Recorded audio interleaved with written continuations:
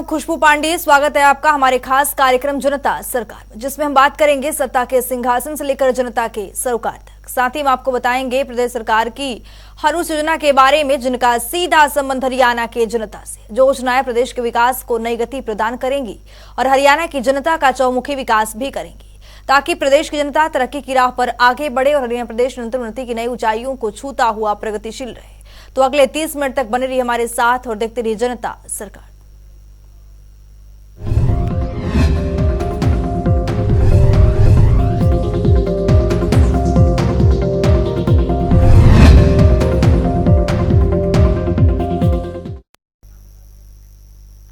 पंचकुला में सुशासन दिवस पर कार्यक्रम का आयोजन किया गया, जिसमें हरियाणा के मुख्यमंत्री मनोहर लाल ने बतौर मुख्य अतिथि शिरकत की।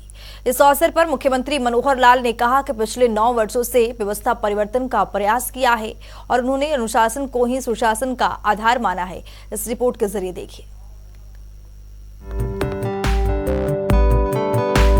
हरियाणा के मुख्यमंत्री मनोहर लाल निरंतर प्रदेशवासियों के लिए हर वो काम कर रहे हैं जिससे प्रदेश और प्रदेशवासी विकास की राह पर अग्रसर हो सके। इसी कड़ी में मुख्यमंत्री मनोहर लाल ने सुशासन दिवस के अवसर पर पंचकुला में राज्य स्तरीय कार्यक्रम का आयोजन किया गया, जहां मुख्यमंत्री मनोहर लाल ने बतौर मुख्य अतिथि के रूप में शिरकत की। इस अवसर पर सभी जिला मुख्यालयों से मंत्रीगण, सांसदगण, विधायकगण के साथ कई अधिकारीगण ऑनलाइन के जरिए जुड़े।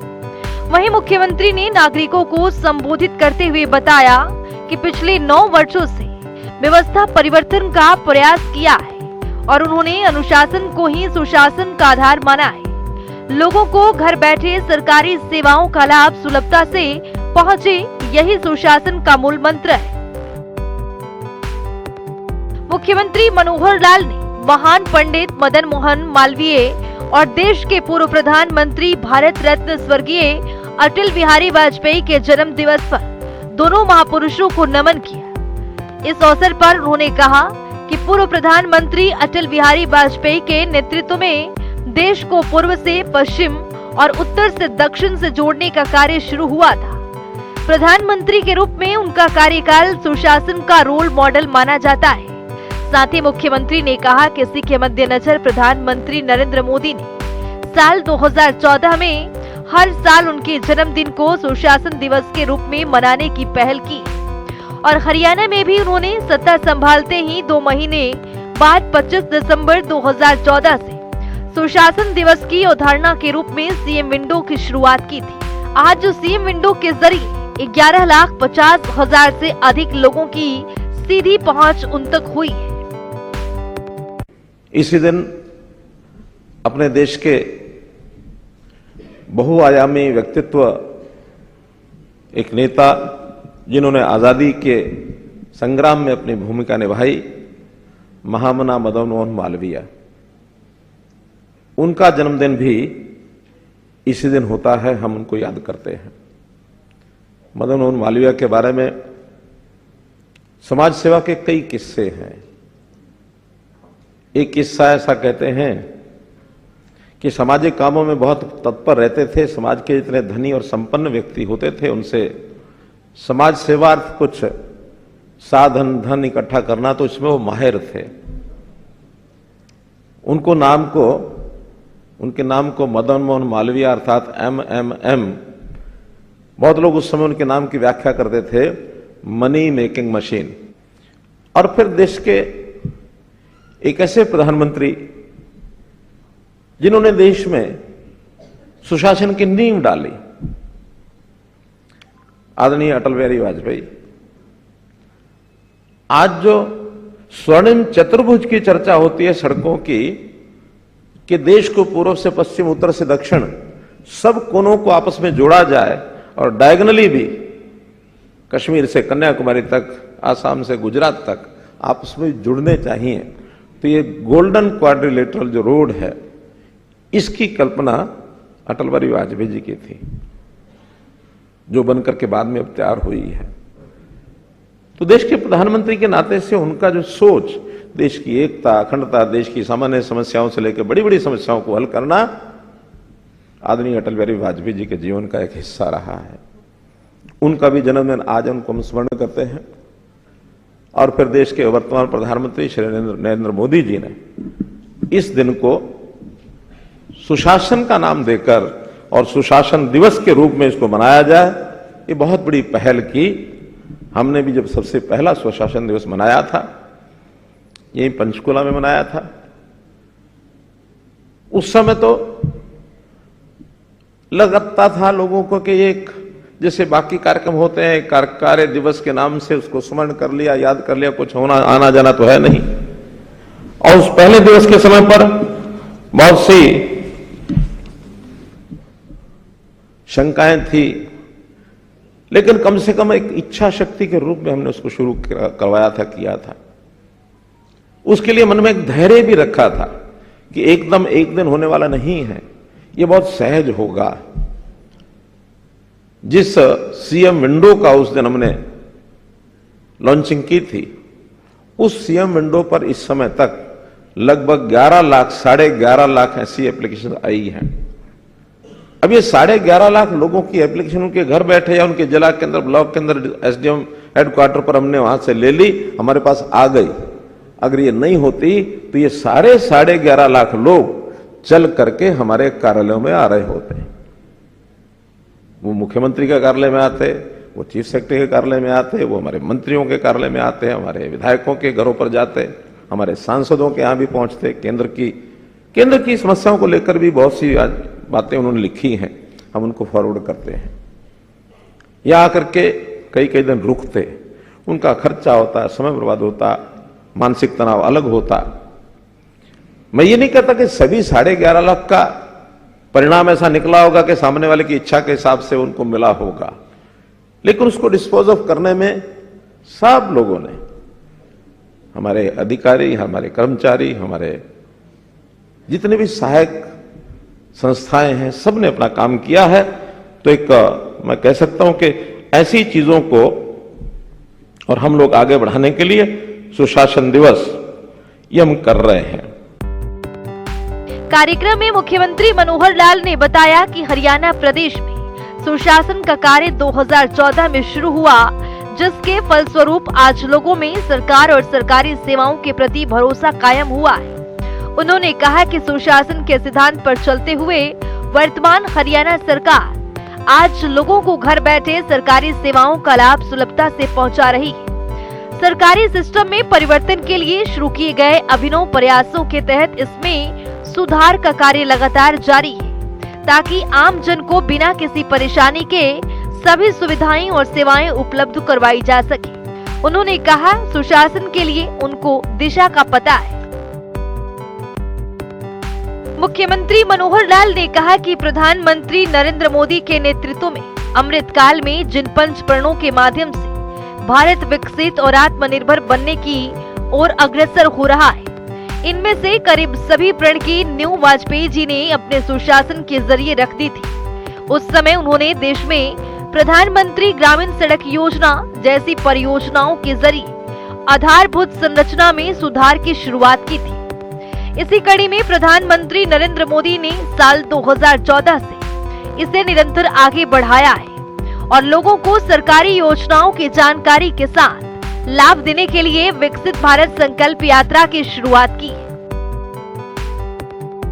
मुख्यमंत्री मनोहर लाल ने नागरिकों को संबोधित करते हुए बताया कि भारतीय संस्कृति में प्राचीन काल से सुशासन की अवधारणा के अनुरूप वर्तमान सरकार नागरिकों को सुविधाएं और सेवाएं प्रदान करने के साथ साथ समस्याओं के समाधान के लिए पिछले 9 सालों से निरंतर कार्यरत है। इसके लिए हमने पुरानी व्यवस्था में बदलाव कर सिस्टम को पब्लिक फ्रेंडली बनाया है। उन्होंने कहा कि पहली बार प्रदेश में जॉब ऑनलाइन अध्यापक तबादला नीति लागू की गई, तो उसमें 93% से अधिक अध्यापक संतुष्ट रहे। इसी सफलता के परिणाम स्वरूप हमने कर्मचारियों के लिए ऑनलाइन हस्तांतरण नीति लागू करके तबादलों के नाम पर चलने वाली दुकानों पर ताला लगवाने का काम किया है। उन्होंने बताया कि इस नीति की उपयोगिता को देखते हुए दूसरे राज्यों ने भी इसका अनुसरण किया। इसके अलावा हमारी सरकार में बिना खर्ची, बिना पर्ची के केवल मेरिट के आधार पर बनाकर पारदर्शिता से योग्य उम्मीदवारों को सरकारी नौकरियां प्रदान की जा रही हैं। हम देखते रहे हैं कि हमारे जितने भी व्यक्ति, चाहे वो समाज के व्यक्ति हो चाहे कर्मचारी हो, बहुत तरह की समस्याएं झेलते थे। कर्मचारियों की बात करो तो उनकी ट्रांसफर है, उनकी पोस्टिंग है, उनकी प्रमोशन है, इसमें ही सबको भरोसा नहीं होता था कि हमारे साथ न्याय होगा कि नहीं होगा, क्योंकि जिनके हाथ में ये सूत्र है उनको अपनी स्वैच्छिक अधिकार, उनको डिस्क्रिशनरी पावर्स बहुत होती हैं। किसी को भी प्रशासनिक आधार पर इसका ट्रांसफर करना तो उसका ट्रांसफर कर दिया, दंडित करना उसको दंडित कर दिया। बाद में फिर उनकी अपील शुरू होती है कि मेरा तो कोई दोष नहीं है, फिर आगे बढ़ते बढ़ते दंड भी हो जाता है, फिर उनको सहानुभूति पर विचार करके और उनको छूट देने की बात ये चल पड़ती है। स्थान कौन सा मिलना चाहिए उसमें भी सिफारिशें चलती हैं। प्रमोशन किसकी होगी वो भी अपने डिस्क्रिशनरी पावर के हिसाब से हम करते रहते हैं। लेकिन अब इसके सिस्टम जब से बने हैं, मुझे ध्यान है कि जब ऑनलाइन टीचर्स ट्रांसफर पॉलिसी हमने पहली बार लागू की तो 93% persons were happy with that drive कि जो अपने पहले दूसरे स्थान के ऊपर पहुंच गए थे। 93% टीचर्स, सेटिस्फेक्शन लेवल उसमें से पता लगता है। तो ऐसा कर्मचारियों के लिए ये सब किए, ये तो पुराने कर्मचारियों के लिए। और जब नई भर्ती की उसका भी क्या हाल था, सीधा से लोग बोलते थे नौकरियां बिकती हैं। जो पर्ची खर्ची का शब्द प्रयोग किया जिसके कारण से उसको समाज ने स्वीकारा कि हां पर्ची खर्ची के कारण से ही बर्बादी हुई है, अब कोई पर्ची खर्ची नहीं चलती है, मेरिट के ऊपर सबकी भर्तियां होती हैं। ग्रुप सी और डी इसके इंटरव्यू खत्म किए, क्योंकि इंटरव्यू में खेल बहुत होते हैं। और ऐसा भी हुआ कि लिखित परीक्षा को साइड में कर दिया, केवल इंटरव्यू के आधार पर नौकरियां ले ली गई। अब इंटरव्यू तो अपने हाथ में आदमी के, जिसको चाहे उसको दे, जिसको नहीं चाहे उसको नहीं दे। लिखित में सामने वाले की कुछ योग्यता पता लगती है, उसके बिना ही कर दिया गया। एक परीक्षा और एक इंटरव्यू, उसका तो ऐसा नियम बनाया गया है जिसके अंदर उसको एलिजिबिलिटी अलग अलग कर दी कि उसमें लिखित में भी उसको इतने मार्क्स लेने पड़ेंगे और इंटरव्यू में इतने मार्क्स लेने पड़ेंगे। भाई अगर दोनों को मिला दोगे, लिखित तो उसके हाथ में, इंटरव्यू तो उसके हाथ में है नहीं, इंटरव्यू तो जिसने लगाना उसके हाथ में है। दोनों का अगर करेगा तो लिखित तो बेकार हो गया। फिर कुछ अधिकारी इस मेरे विषय को समझ गए होंगे, मैं इसकी डिटेल में नहीं जाना चाहूंगा, मेरी कुछ सीमाएं हैं। लेकिन ऐसा भी खेल हो रहा है, अभी भी हो रहा है। इसमें से बाहर करने के लिए हमने इन सब बातों को किया है। मुझे खुशी है कि सुशासन के इन सारे कामों के माध्यम से लाभ हो रहा है। मुख्यमंत्री मनोहर लाल ने बताया कि सुशासन की दिशा में एक और कदम बढ़ाते हुए मुख्यमंत्री मनोहर लाल ने आज ग्रुप डी कर्मचारियों के ऑनलाइन हस्तांतरण पोर्टल को लॉन्च किया। इस पोर्टल पर ग्रुप डी अधिनियम 2018 लागू होने के बाद जो कर्मचारी नियुक्ति हुए थे वे इस पोर्टल पर अपने तबादले के लिए ऑनलाइन आवेदन कर सकेंगे। इसके अलावा इस पोर्टल पर ग्रुप डी के कॉमन कैडर के कई पद पर नियुक्ति के लिए भी आवेदन कर सकेंगे।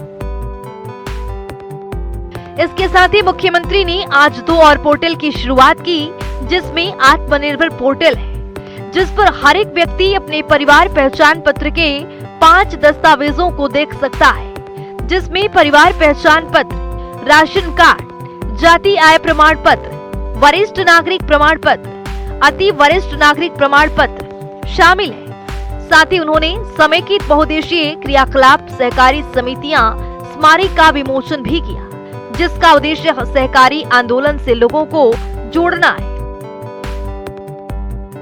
इस अवसर पर मुख्यमंत्री ने भ्रष्टाचार पर कटाक्ष करते हुए बताया कि भ्रष्टाचार रूपी सामाजिक बुराई हमेशा पंक्ति में खड़े आखिरी व्यक्ति के हक पर प्रभाव डालती है, जबकि उसका संसाधन पर सबसे पहला अधिकार होता है। मुख्यमंत्री ने कहा कि बीते 9 सालों में हमने करप्शन पर बड़ा प्रहार किया है। उन्होंने कहा कि डीबीटी, ऑनलाइन ट्रांसफर, पढ़ी लिखी पंचायतें, ई रवाना, रिमांड सिस्टम को खत्म करना और सभी प्रयास सुशासन के आधार है। साथ ही सरकारी योजनाओं और सेवाओं को ऑनलाइन करने से लोग खुद इनको लागू करने में भागीदार बन रहे हैं। डीबीटी की भी चर्चा आई है। पढ़ी लिखी पंचायतें अभी किसी और प्रदेश ने नहीं किया, सबसे पहले हमने किया।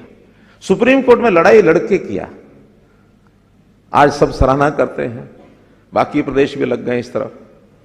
फिर हमने रिमांड की प्रथा ये खत्म कराई, नहीं तो लिटिगेशन के मामले में सांप सीढ़ी का खेल पटवारी से शुरू होता है, एफसीआर तक पहुंचता है, और कहीं भी बीच में किसी के मन में आया कि नहीं ये मुझे केस समझ में आया नहीं रहा, ठीक से फिर से करके भेजो, रिमांडेड टू पटवारी अगेन। फिर वो पटवारी चलता है तो फिर नीचे से चलते चलते ऊपर चलते चलते बीच में फिर एक आध बार फिर रिमांड हो जाता है। अगर 2-3 बार रिमांड हो जाए और 6-6 महीने से पहले हम तारीख लगाते नहीं है तो 20 साल निकल जाते हैं, और 15-20 साल के बाद उसको निर्णय हो ना हो, न्याय उसको मिला न मिले, डिलेड जस्टिस इज नॉट, क्या बोलते हैं,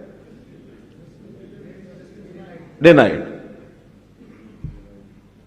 वो जस्टिस तो इसका मतलब कोई अर्थ नहीं उसका।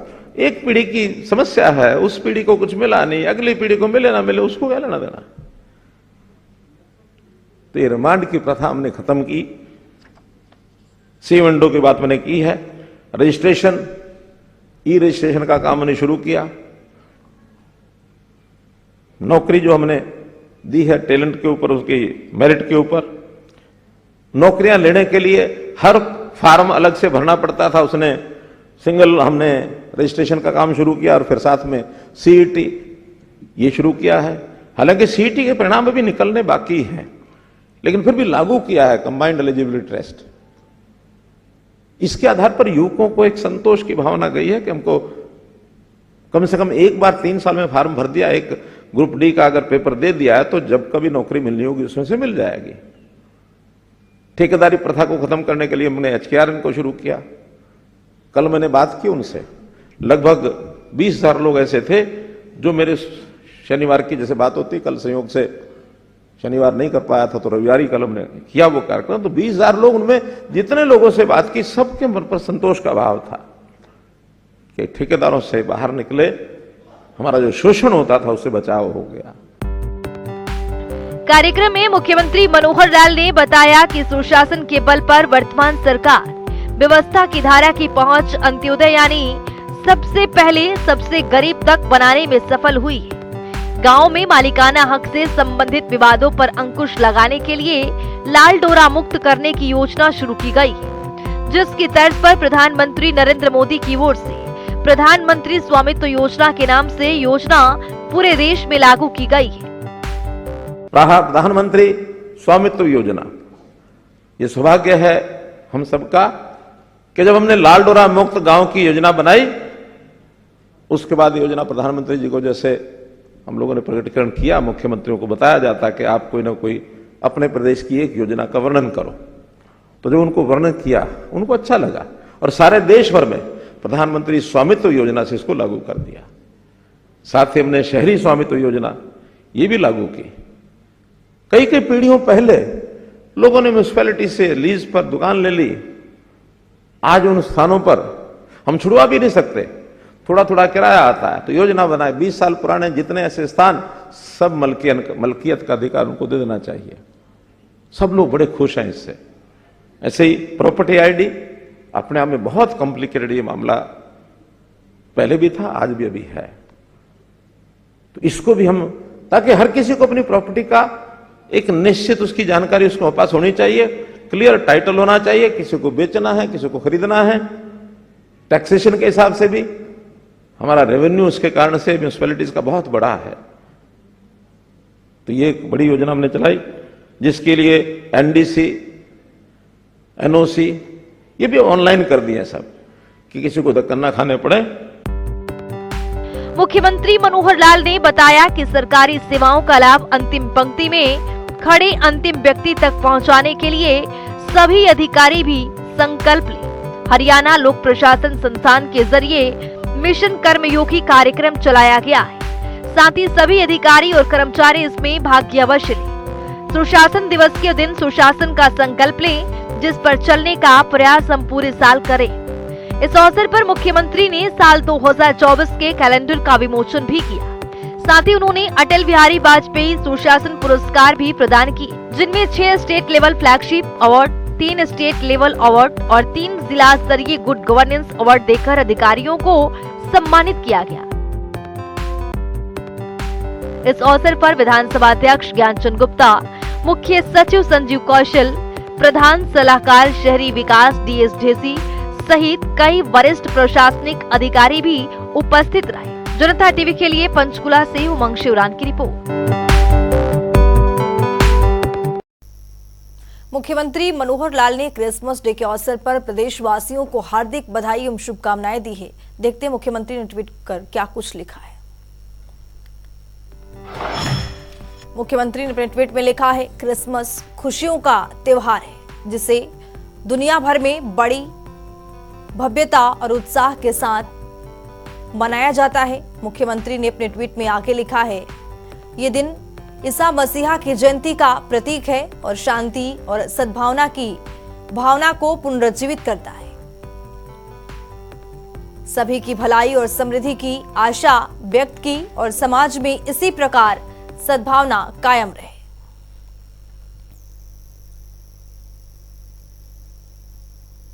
तो चलिए अब जान लेते हैं आज के सवाल के विजेता में क्या कुछ है।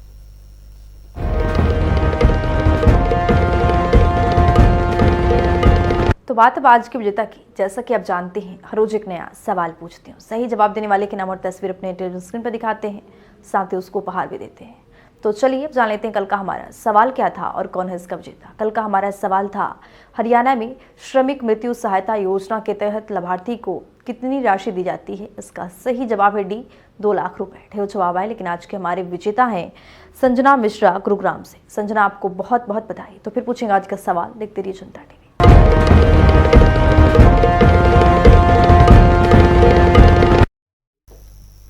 तो वक्त हो गया है आज की मुलाकात का। आज की मुलाकात में हम हर दिन एक नए शख्सियत से आपको रूबरू कराते हैं और उनकी कार्यप्रणाली पर बारीकी से नजर डालते हैं। जानते हो तमाम योजनाएं जो बनी है हरियाणा की जनता के लिए। तो वैसे ही एक शख्सियत से जनता टीवी ने खास बातचीत की है। इनका नाम है धीरेन्द्र खड़गटा। सुनिए।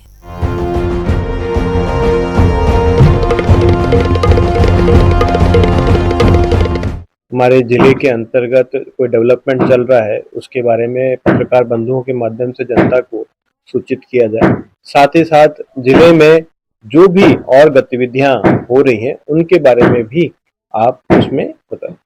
तो मैं बताना चाहूँगा कि वर्तमान में विकसित भारत यात्रा अपने चरम पे है और विभिन्न गांवों से वो गुजर रही है।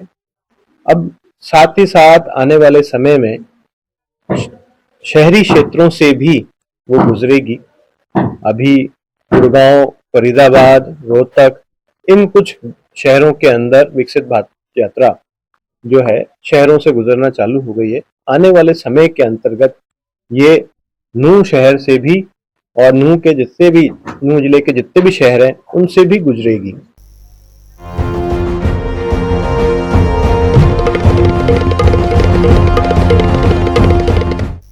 अब वक्त हो गया है आज के सवाल का। तो चलिए अब जान लेते हैं आज के सवाल में क्या कुछ है।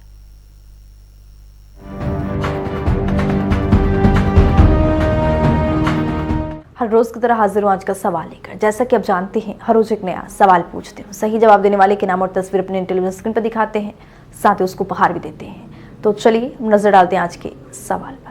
पशु किसान क्रेडिट कार्ड योजना का मुख्य उद्देश्य क्या है। ए, पशुपालकों को ऋण प्रदान करना। बी, पशुपालकों को बढ़ावा देना।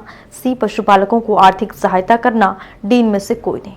तो दीजिए सही जवाब और बनिए विजेता।